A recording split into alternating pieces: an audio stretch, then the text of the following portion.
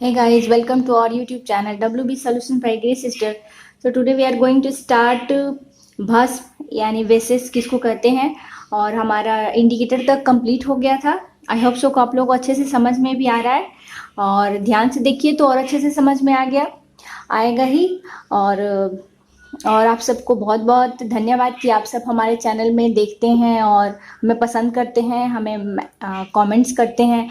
तो thank you और please हमारे साथ बने रहिए, जुड़े रहिए ताकि हमें और आप लोग को और भी अच्छे से डिस्क्राइब करके और भी अच्छे से डिस्क्रिप्शंस के साथ बहुत कुछ मिलने वाला है। तो प्लीज़ लाइक एंड सब्सक्राइब करते रहिए और हमारे चैनल के साथ जुड़े रहिए, ठीक है। तो अब चलिए हम लोग स्टार्ट करते हैं कि बेसिस किसको कहते हैं।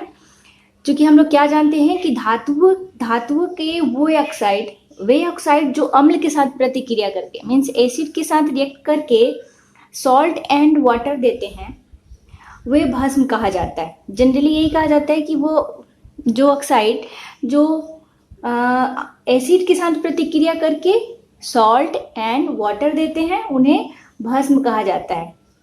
जैसे कि कास्टिक सोडा हुआ, NaOH हुआ, जैसे धोवन सोडा हुआ और सोडियम कार्बोनेट हुआ, सोडियम बाइकार्बोनेट हुआ। ये सब क्या है? ये सब बेसिस हैं। इनका स्वाद क्या होता है? इनकी फिजिकल प्रॉपर्टीज है कि ये इनका स्वाद कड़वा होता है और छूने पर साबुन जैसे स्लिपरी होते हैं, ठीक है। तो ये इनका फिजिकल प्रॉपर्टीज है कि इनका स्वाद कड़वा होता है और छूने पर स्लिपरी होते हैं। सभी भस्म जल में घुलनशील नहीं होते हैं। कुछ भस्म होते हैं जो जल में बिल्कुल भी घुलनशील नहीं होते, लेकिन जो भस्म जल में घुलनशील होते हैं, जल में घुल जाते हैं, तो उनको हम लोग अल्कली कहा जाता है और उस मीडियम को अल्कलाइन कहा जाता है, ठीक है। यानी कि क्षार या क्षारीय, उनके मीडियम को क्षारीय कहा जाता है। जैसे sodium hydroxide, potassium hydroxide, calcium hydroxide, ammonium hydroxide, magnesium hydroxide, ये सभी क्या है? ये सब घुलनशील भस्म ही क्षार कहे जाते हैं और ये केमिकल रिएक्शंस में अधिक उपयोगी भी होते हैं क्योंकि प्रतिक्रिया के जलीय घोल का ही इनका प्रयोग किया जाता है। मीन्स जो रिएक्शन के बाद जो घोल हमें मिलता है उसका ही यूज़ किया जाता है, ठीक है। तो हम लोग बेसिस को क्या जानते हैं कि वे धातुओं के वे ऑक्साइड जो एसिड के साथ, किसी भी एसिड्स के साथ प्रतिक्रिया करके रिएक्ट करके या रिएक्शन के साथ मिलकर एक सॉल्ट और वाटर का निर्माण करते हैं या सॉल्ट और वाटर बनाते हैं, तो उसको हम लोग बेसिस कहा जाता है, ठीक है। आयनीकरण के आधार पर भस्म को दो भागों में बांटा गया है। एक है स्ट्रॉन्ग बेस या अल्कली, या फिर वीक बेस और अल्कली। तो जिस क्षार के जलीय घोल से अधिक OH आयन मिलता है, जिस क्षार के जलीय घोल से हमें अधिक OH आयन मिलता है, तो जो जिसका आयनीकरण करने के बाद हमें ज़्यादा मात्रा में OH आयन मिले, तो उसको हम लोग क्या कहेंगे? उसको हम लोग स्ट्रॉन्ग बेस कहा जाता है, ठीक है। स्ट्रॉन्ग बेस या स्ट्रॉन्ग अल्कली कहा जाता है। जैसे कि एग्जाम्पल में है, हमारे पास स्ट्रॉन्ग बेस कहा जाता है NaOH है, KOH है। देखिए ये OH ये सब क्या है? इसी से पता चलता है कि क्या है, ये बेसिस है, ठीक है। जैसे कि CaOH ट्वाइस, ये सब क्या है? स्ट्रॉन्ग बेस कहा जाता है इनको। और वीक बेस किसको कहा जाता है?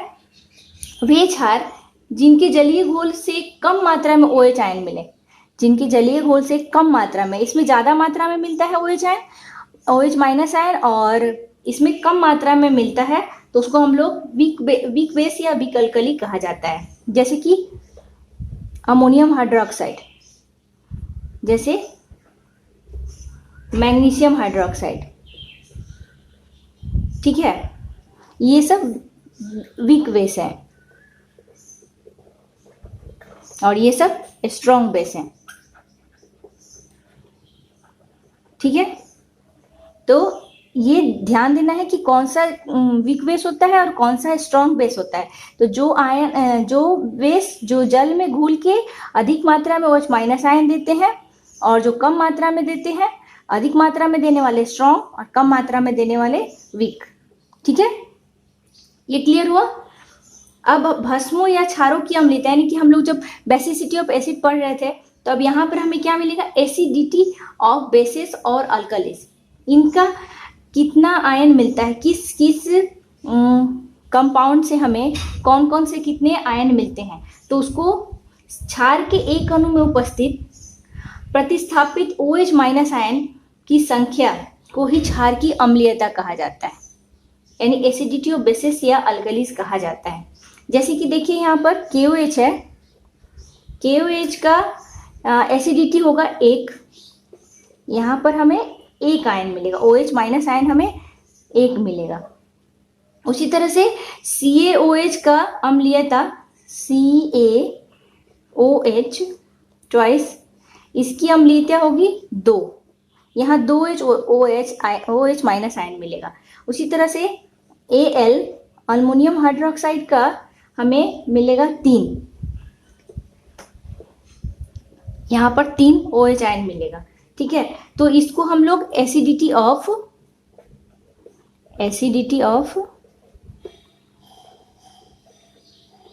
बेसिस और अल्कली कहा जाता है, ठीक है। इनके OH आयन के आधार पर ही इन क्षार की अम्लीयता कही जाती है, ठीक है। अब हमारे पास है सिलेबस में क्या कि सोडियम हाइड्रोक्साइड का यूजेस किस किस काम में होता है। तो चूंकि इनका कैरेक्टर क्या है, इनका कैरेक्टर है स्लिपरी, तो आप लोग तो सभी यूज करते हैं, सोप हुआ, डिटर्जेंट्स हुआ, ये सब क्या है, स्लिपरी होते हैं। और आजकल बहुत अधिक मात्रा में रेयॉन के कपड़े भी निकल गए हैं जो बहुत कंफर्टेबल होते हैं, तो उनका भी यूज NaOH का यानी सोडियम हाइड्रोक्साइड का यूज किया जाता है। सोडियम हाइड्रोक्साइड का कहाँ का यूज होता है, साबुन और डिटर्जेंट में, चूंकि इनके फिजिकल कैरेक्टर क्या है, स्लिपरी है, तो इनका यूज किया जाता है। अब आर्टिफिशियल रेयॉन का सूता बनाने में भी किया जाता है, अखबार और पेपर के उद्योग में भी किया जाता है। आप थोड़ा सा ध्यान दीजिएगा कि पेपर को लेकर थोड़ा सा पानी में ऐसे ऐसे करेंगे, थोड़ा मिक्स करेंगे तो थोड़ा सा झाग झाग जैसा निकलेगा, तो इसका मतलब क्या है, थोड़ा स्लिपरी जैसा लगेगा, तो उसका भी यूज, NaOH का भी यूज किया जाता है अखबार मीन्स न्यूज़पेपर में, और पेपर उद्योग में भी किया जाता है। बक्साइड अयस्क और शुद्धिकरण के लिए अल्मुनियम धातु को निकालने में किया जाता है। तेल शोधन और रंग या ब्लीचिंग में भी यूज किया जाता है। तो ये मैग्नीशियम हाइड्रोक्साइड का यूज है, आपके बुक में है, बस थोड़ा सा ध्यान दे दीजिएगा, बस आराम से हो जाएगा, ठीक है। हम लोग आते हैं यानी HCl, हाइड्रोक्लोरिक एसिड का अम्ल का उपयोग लोहे के चक्कर पर गैल्वेनाइजेशन करने के पहले HCl का प्रयोग किया जाता है, ताकि उसकी सतह को धोने के प्रयोग में किया जाता है। अमोनियम क्लोराइड जिसका शुष्क सेल मीन्स ड्राई सेल बनाने में भी यूज किया जाता है। मेडिसिन और बहुत तरह के ब्यूटी प्रोडक्ट्स बनाने में भी किया जाता है। PVC मीन्स पॉलीविनाइल क्लोराइड बनाने में भी, जिससे प्लास्टिक बनता है, उसमें भी HCl का यूज किया जाता है। तो HCl की पहचान हम लोग कैसे करेंगे, HCl की पहचान देखिए बहुत आसान है, कुछ रिएक्शन से थोड़ा ध्यान देना होगा आपको कि कैसे पहचान करेंगे। लेकिन सिल्वर नाइट्रेट यानी AgNO3 के घोल में हाइड्रोक्लोरिक अम्ल मिलाने पर सफेद प्रेसिपिटेट अवक्षेप यानी सिल्वर क्लोराइड प्राप्त होता है। यह प्रेसिपिटेट नाइट्रिक अम्ल में अघुलनशील होता है, लेकिन अतिरिक्त क्षार में यानी वीक बेस में ये घुलनशील होता है, ठीक है। तो यहाँ पर हम लोग रिएक्शन देखते हैं कि कैसे होगा। HCl की पहचान करने के लिए सिल्वर नाइट्रेट यानी कि AgNO3, सिल्वर नाइट्रेट के घोल में हम लोग क्या मिलाएंगे, HCl यानी सिल्वर क्लोराइड। तो यहाँ पर जब रिएक्शन होगा तो क्या बनेगा, देखिए AgNO3 यानी 2 भाग में, ये सोल्यूशन में जाके 2 भाग में बढ़ जाएंगे, ठीक है। ये H+ आयन है, ये क्लोरीन माइनस आयन है, ये प्लस आयन है और ये माइनस आयन है। तो ये किसके साथ जाएगा, देखिए हमेशा ये स्टेबल होते हैं, इसके साथ, ये इसके साथ जाएगा और उसके बाद ये इसके साथ जाएगा, ठीक है। तो हमारा क्या बनेगा, AgCl प्लस HNO3 यानी कि नाइट्रिक एसिड बना। ये अब देखिए AgCl जो है, ये जो प्रेसिपिटेट है यानी ये अवक्षेप जो प्राप्त होता है, वो AgCl वो अमोनियम वीक बेस में घुलनशील हो जाता है NH4OH। तो ये जो HNO3 जो निकला है हमें, ये जो नाइट्रिक एसिड है, ये इसमें घुलनशील नहीं हुआ। ये तो हमारे रिएक्शन के बाद हमें मिला HNO3, तो इसमें ये जो प्रोडक्ट मिला है हमें, वो क्या हुआ, वो घुलनशील नहीं हुआ। तो हमें ये किसमें ये घुलनशील होता है, ये वीक बेस में घुलनशील होके एक अलग प्रोडक्ट बनाता है जिसका नाम है अर्जेंटो अमोनियम क्लोराइड। तो वो Ag अमोनियम क्लोराइड AgNH3, देखिए इसके साथ इसका रिएक्शन हुआ, इसके साथ इसकी ये पॉजिटिव है और ये भी हमारा पॉजिटिव है, लेकिन दोनों की वैलेंसी क्या है, इसकी वैलेंसी 2 है और यहाँ पर हमारा NH3, इसकी वैलेंसी कितनी है, तो जो इसकी वैलेंसी है वो यहाँ पे चली आएगी क्रॉस, और प्लस ये Cl, ये टोटल मिलके ये टोटल प्रोडक्ट इसके साथ कंबाइन करके बनाते हैं और अर्जेंटो अमोनियम क्लोराइड और वाटर रिलीज होता है। ठीक है, ये टोटल प्रोडक्ट मिलके बनाते हैं अर्जेंटो अमोनियम क्लोराइड और वाटर रिलीज होता है। तो HCl की पहचान यही है कि ये जब सिल्वर नाइट्रेट के साथ रिएक्ट करता है तो वाइट प्रिसिपिटेट बनाता है, जो कि और उसके साथ बनाता है नाइट्रिक एसिड, जो नाइट्रिक एसिड में ये घुलनशील नहीं होता है। फिर ये वीक बेस में जब इसको हम लोग करेंगे तो ये घुलनशील होकर एक नया प्रोडक्ट बनाता है, ये दोनों कंबाइंड हो जाते हैं और वाटर रिलीज करते हैं, जिसका नाम है अर्जेंटो अमोनियम क्लोराइड। ठीक है, ये HCl की पहचान हुई। अब HCl यानी हाइड्रोक्लोरिक एसिड मेटल के साथ कैसे रिएक्ट करता है, क्योंकि ये स्ट्रॉन्ग एसिड है तो मेटल के साथ रिएक्ट करके क्या बनाता है, तो वो देखते हैं। तो HCl मेटल के साथ रिएक्ट करके हमें बनाते हैं एसिड प्लस मेटल, हमें मिलता है salt plus hydrogen gas release होती है। ठीक है, एसिड प्लस मेटल, तो एसिड हम ले लेते हैं HCl और मेटल लेते हैं जिंक। ठीक है, तो हमें क्या मिलेगा, इसको भी 2 भागों में कर दीजिए। तो ये देखिए, ये मेटल के साथ, क्योंकि ये तो सिंगल ही है, यहाँ एक सिंगल मेटल है तो कंपाउंड नहीं है, तो इसको 2 भाग में करने की जरूरत नहीं है हमें। तो ये इसके साथ हमें मिलेगा, देखिए ये जुड़ेगा, इसकी वैलेंसी ज़्यादा है तो ये दोनों मिलके बनाएंगे सॉल्ट। ठीक है, ये मिलके बनाएंगे सॉल्ट। तो चूंकि जिंक की वैलेंसी कितनी है, 2 है प्लस, और ये माइनस में है, तो ये जो यहाँ पर ये क्रॉस हो जाता है। मीन्स देखिए, जैसे ये है HCl है और प्लस जिंक है। ठीक है, तो इसकी वैलेंसी +2 है और इसकी वैलेंसी क्या है, माइनस है। तो ये इसके साथ ऐसे जुड़ेगा, ये इसके साथ ऐसे जुड़ेगा, तो जो प्रोडक्ट बनेगा ZnCl2, ये वैलेंसी चला जाएगा इसके साथ। ठीक है, तो ये प्रोडक्ट मिलके ये बनाया सॉल्ट, ये सॉल्ट बनाया, और जो ये H है वो कभी भी अकेला एग्जिस्ट नहीं करता है, मैंने H+ आयन जो है वो कभी अकेला एग्जिस्ट नहीं करता है, तो ये मिलके बना देते हैं H2 यानी कि हाइड्रोजन गैस। ठीक है, तो HCl मेटल के साथ, एसिड के साथ मेटल रिएक्ट करके बनाते हैं सॉल्ट प्लस हाइड्रोजन गैस, लेकिन इसका भी कंडीशन है कि ये कब कब बनाते हैं। ये बहुत सारे मेटल के साथ रिएक्ट करके नहीं बना सकता, सिर्फ किस मेटल के साथ रिएक्ट करता है, जिनका विद्युत धनात्मक तत्व, जो पॉजिटिव जो एलिमेंट है, जो बहुत ज़्यादा पॉजिटिव हैं, जैसे सोडियम हुआ, पोटेशियम हुआ, मैग्नीशियम हुआ, ये सब अल्मोनियम, जिंक हुआ, उनके साथ ये मिलके ये सॉल्ट बनाते हैं और हाइड्रोजन गैस को रिलीज करते हैं। इस हाइड्रोजन गैस यदि आप सॉल्यूशन में जाएंगे, आप पहचान करेंगे, तो कैसे पहचान करेंगे, तो उसका एक बड़ा सा एक्सपेरिमेंट है, चूँकि हमारे नेक्स्ट क्लासेस में मिल जाएंगे आपको कि कैसे इसकी पहचान करते हैं कि हाइड्रोजन गैस रिलीज हो रहा है। और लेकिन जिनका विद्युत धनात्मक तत्व कम है, मीन्स ये नीचे की तरफ जब आते हैं पीरियोडिक टेबल में, तो ये क्या बनाते हैं, HCl हाइड्रोजन, यानी कि जो विद्युत ऋणात्मक तत्व है, जैसे कि कॉपर हुआ, आपका सोना चांदी जो भी हुआ, सिल्वर हुआ, ऑरम हुआ, तो ये सब इसके साथ कोई प्रतिक्रिया नहीं करता है। लेकिन कॉन्क यानी कि कॉन्सेंट्रेटेड HCl और गर्म HCl क्या करता है, कि ऑक्सीजन की उपस्थिति में प्रतिक्रिया करके रिएक्ट करके हमें क्लोराइड लवण देते हैं और प्लस वाटर देते हैं। वहां पर हाइड्रोजन गैस नहीं निकलती। ये बात ध्यान देने की है कि जो विद्युत धनात्मक तत्व है जिनकी वैलेंसी पॉजिटिव ज़्यादा है तो उसके साथ रिएक्ट करके हाइड्रोजन गैस रिलीज करते हैं। जो विद्युत ऋणात्मक तत्व आ जाते हैं, मीन्स जिनकी नीचे की तरफ जाएंगे तो उनकी विद्युत धनात्मक कम होती जाएगी, तो उनके साथ ये रिएक्ट करके हमें सॉल्ट देते हैं और प्लस वाटर रिलीज करते हैं। सोना के साथ यानी कि ऑरम के साथ और प्लेटिनम के साथ किसी भी अवस्था में कोई प्रतिक्रिया नहीं करते हैं।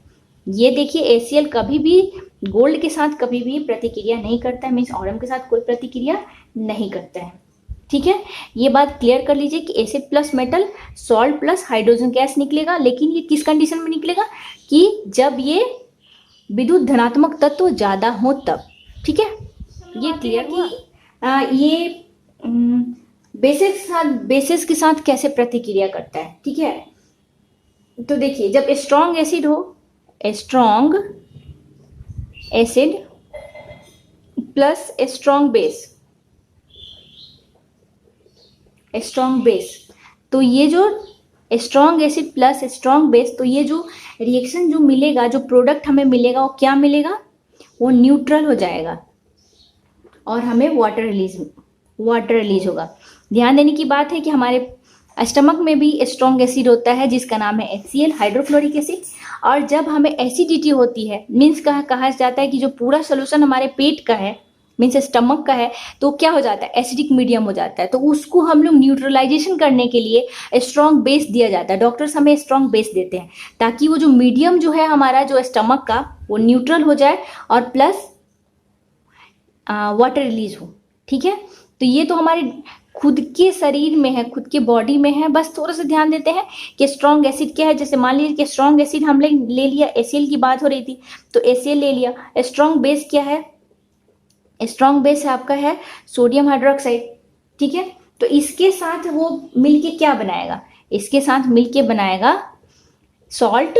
ये इसके साथ रिएक्ट कर जाता है और ये देखिए H के साथ OH, हमेशा वाटर, यानी ये सॉल्ट प्लस वाटर। ठीक है, सॉल्ट, ये है स्ट्रॉन्ग बेस, ये है स्ट्रॉन्ग एसिड। ठीक है, ये क्लियर करिए कि स्ट्रॉन्ग एसिड के साथ स्ट्रॉन्ग बेस मिलके बनाता है सॉल्ट प्लस वाटर। लेकिन ध्यान दीजिए कि यदि स्ट्रॉन्ग एसिड हो और वीक बेस हो, स्ट्रॉन्ग एसिड हो और वीक बेस हो, तो जो मीडियम बनेगा वो क्या हो जाएगा। देखिए मान लीजिए कि ये इसका है, हम लोग 10 मात्रा लेते हैं और इसका है 5 मात्रा लेते हैं, तो जो ये तो 5 मात्रा को क्या करेगा, 5 मात्रा हाइड्रोजन ये इसके साथ रिएक्ट करके 5 मात्रा को तो ये न्यूट्रलाइज कर देगा, लेकिन सिर्फ बचेगा क्या हमारे पास 5, ये भी बच जा रहा है। तो जो सोल्यूशन जो मिलेगा हमें, वो हमें मिलेगा एसिडिक सोल्यूशन। जो सोल्यूशन जो हमें मिलता है वो क्या मिलेगा, एसिडिक सोल्यूशन मिलेगा। चूंकि ये वीक बेस हो तो हमें जो सोल्यूशन मिलेगा वो न्यूट्रलाइज पूरी तरह से नहीं करेगा, तो हमें मिलेगा एसिडिक मीडियम यानी एसिडिक सोल्यूशन मिलेगा। यहाँ पर हमें क्या मिल रहा है, यहाँ तो न्यूट्रलाइजेशन हो जा रहा है। उसके बाद देखिए जैसे कि है और भी, हम यहाँ पर है हमारे पास एग्जांपल्स हैं। कैल्शियम हाइड्रोक्साइड है और प्लस 2HCl लेते हैं। ठीक है, तो यहाँ पर हमें क्या मिलेगा, यहाँ पर हमें मिलेगा, जाहिर सी बात है कैल्शियम जाएगा सीधे ये इसके साथ, क्लोरीन के साथ, क्योंकि कैल्शियम की वैलेंसी होती है प्लस और इसकी वैलेंसी होती है माइनस, तो ये मिलके दोनों बनाएंगे सॉल्ट CaCl2। तो कैल्शियम की वैलेंसी होती है 2 और इसकी होती है माइनस, तो ये इसकी वैलेंसी इसमें चली आती है, तो ये हो गया CaCl2 प्लस 2H2O, जो कि 2H2O है। यहाँ पर 2HCl कब दिया जा रहा है, तो यहाँ पर क्या मिलके बनाएगा हमें 2H2O। ठीक है, उसी तरह से यदि स्ट्रॉन्ग बेस हुआ KOH और प्लस HCl ले लिए, तो हमें क्या मिलके बनेगा KCl, यानी कि सॉल्ट प्लस वाटर। ठीक है, कार्बोनेट और बाइकार्बोनेट लवणों के साथ प्रतिक्रिया करके क्या बनाता है, कोई भी एसिड हो, ये बात आप जान लीजिए। जैसे कार्बोनेट हुआ CO3, इसकी वैलेंसी 2 है माइनस में, और H कार्बोनेट यानी H बाई कार्बोनेट हुआ HCO3, तो इसकी वैलेंसी 1 है। ठीक है, तो जब ये कार्बोनेट किसी भी एसिड के साथ प्रतिक्रिया करते हैं, रिएक्ट करते हैं, तो बस ये समझ लीजिए कि इसको रटने की जरूरत नहीं है कि कोई भी एसिड हो, HCl हुआ या H2SO4 हुआ या फिर HNO3 हुआ, ठीक है, ये कोई भी एसिड के साथ प्रतिक्रिया करके हमेशा बनाएंगे CO2 gas. CO2 gas release होगी, और जो इनके जो सॉल्ट बनेंगे वो बनेंगे, यानी जैसे कि HCl का सॉल्ट बनेगा, क्लोराइड लवण बनेगा, ठीक है, उस तरह से सल्फेट का बनेगा तो सल्फेट लवण बनेगा, और नाइट्रेट का नाइट्रेट लवण बनेगा। तो इसके साथ CO2, तीनों में ही CO2 गैस रिलीज होगी और वाटर बनेगा। ठीक है, ये आंख बंद करके समझ लीजिए कि जब कोई भी एसिड के साथ प्रतिक्रिया होती है तो CO2 गैस बनेगा प्लस H2O बनेगा। जैसे लाइक फॉर एग्जांपल यहाँ पर है HCl के साथ यदि कार्बोनेट कोई प्रतिक्रिया करता है, जैसे कैल्शियम कार्बोनेट लेते हैं CaCO3, तो हमें क्या मिलेगा, ये जो है हमारा H वाला, ये देखिए ये पहले वाटर बनाएगा, उसके बाद क्या हम बोल रहे हैं कि CO2 बनाएगा, ये गैस रिलीज होता है, उसके बाद हमें क्या और क्या यहाँ मिल सकता है। तो देखिए ये हमारा कार्बोनेट लवण, ये हमारा कैल्शियम लवण बनाता है, इसके साथ प्रतिक्रिया करेगा तो हमें बनाएगा CaCl2, क्योंकि कैल्शियम की वैलेंसी 2 है तो ये इसके साथ स्टेबल होगा और हमें बनाएगा ये कैल्शियम क्लोराइड, ये सॉल्ट बना, ठीक है, और ये हमारा CO2 गैस रिलीज हुआ। उसी तरह से यदि H2SO4 या बाइकार्बोनेट के साथ लेते हैं तो देखिए क्या बनेगा। यदि मान लीजिए सोडियम बाइकार्बोनेट लेते हैं प्लस HCl, तो इसके साथ क्या बनता है, जाहिर सी बात है कि सबसे पहले बनेगा ये हमारा, हम इसको आंख बंद करके ले लेंगे, वाटर प्लस CO2। अब हमें क्या मिल सकता है यहाँ पर, अब देखिए सोडियम के साथ जो अपना लवण बनाएगा वो क्या बनाएगा, NaCl, ठीक है। तो ये जो बाइकार्बोनेट या कार्बोनेट के साथ रिएक्ट करके हमेशा ही CO2 गैस रिलीज होगा और वाटर बनेगा, ये बस यही समझना है। और जैसे आप इस एसिड को ही ले लेते हैं, मीन्स सल्फ्यूरिक एसिड को, तो सल्फ्यूरिक एसिड के साथ प्रतिक्रिया करके कोई भी कार्बोनेट क्या बनाएगा, CO2 गैस प्लस वाटर तो रहेगा ही, और उसके साथ उसका सल्फेट सॉल्ट बनाएगा, ठीक है। तो जैसे यहाँ पर कॉपर सल्फेट लेते हैं हम लोग, कॉपर कार्बोनेट लेते हैं CuCO3, ठीक है, तो इसके साथ ये भी कार्बोनेट है, तो इसके साथ ये हमारा सबसे पहले हम लोग क्या लिखेंगे कि वाटर तो होगा ही और प्लस हमें CO2 गैस मिलेगा ही, ठीक है। और हमें क्या मिल सकता है, और हमें मिलेगा, मैंने क्या बताया यहाँ पर कि एक सॉल्ट होगा जो इसके साथ रिएक्ट करेगा, यानी सल्फेट के साथ, तो हमें CuSO4, ये हमें सॉल्ट मिलेगा ही। यदि मैग्नीशियम कार्बोनेट होता है MgCO3 प्लस H2SO4, तो हमें वही चीज मिलता, ये मैग्नीशियम रिएक्ट करता है इसके साथ और हमें क्या मिलेगा, सबसे पहले H2O और प्लस CO2 तो मिलेगा ही, ठीक है, और उसके साथ हमें क्या मिलेगा, MgSO4।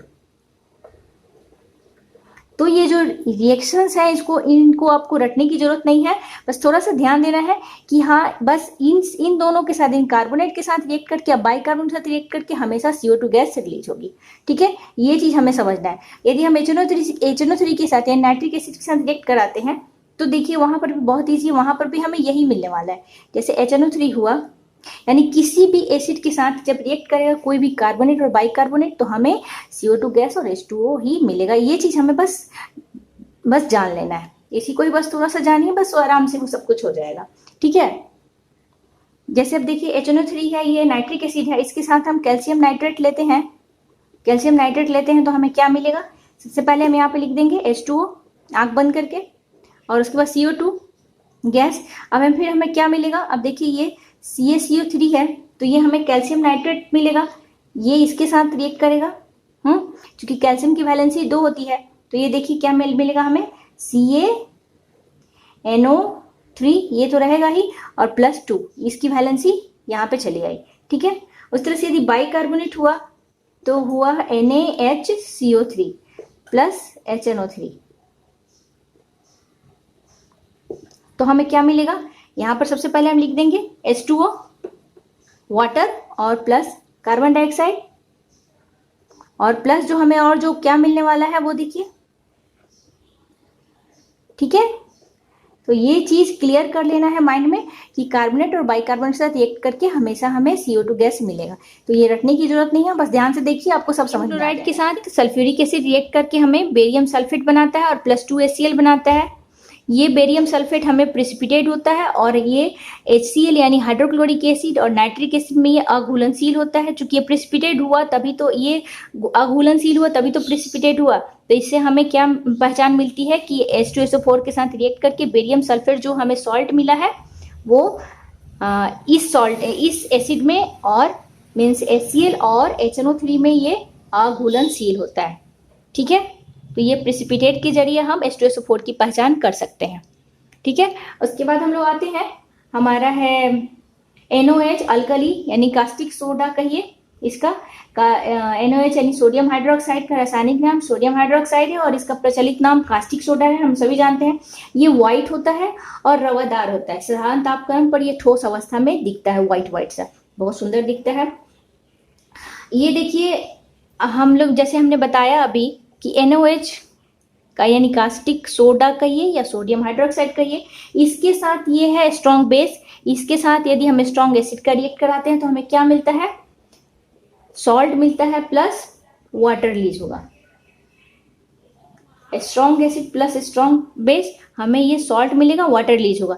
तो ये देखिए, चूंकि ये जो सॉल्ट मिला है ये सॉल्ट है स्ट्रॉन्ग बेस और स्ट्रॉन्ग एसिड के साथ ये हमारा जो सोल्यूशन है वो न्यूट्रल हो जाता है और हमें सॉल्ट और वाटर की प्राप्ति होती है। उसी तरह से HCl के साथ, लेकिन जब ये सल्फ्यूरिक एसिड के साथ जब ये प्रतिक्रिया करता है तो इसकी दो भागों में प्रतिक्रिया होती है। NOH के साथ NOH की प्रतिक्रिया क्या होती है, H2SO4 के साथ दो स्तर में होती है। पहले ये एसिडिक सॉल्ट बनाता है, फिर NOH की मात्रा को अधिक करेंगे हम लोग तो ये नॉर्मल सॉल्ट बनाता है।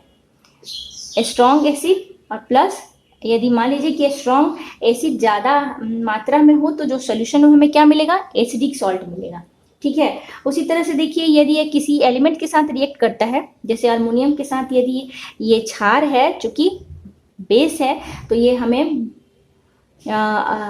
किसी भी मेटल के साथ रिएक्ट करके हमें क्या बनाएगा, ये भी हमें हाइड्रोजन गैस देता है। ठीक है, तो यदि हम इसके साथ बनाएंगे तो 2Na, यहाँ पर 2 की मात्रा है तो चूंकि हमें 2 मिल रहा है, सोडियम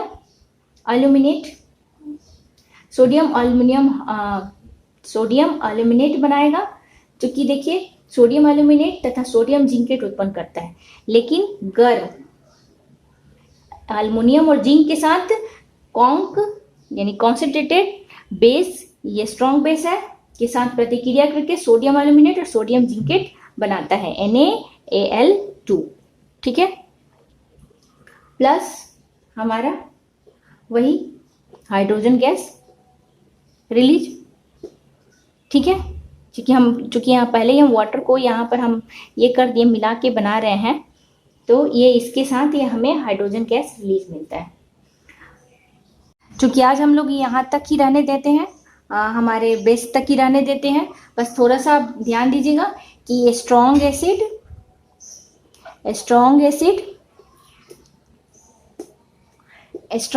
प्लस स्ट्रॉन्ग बेस,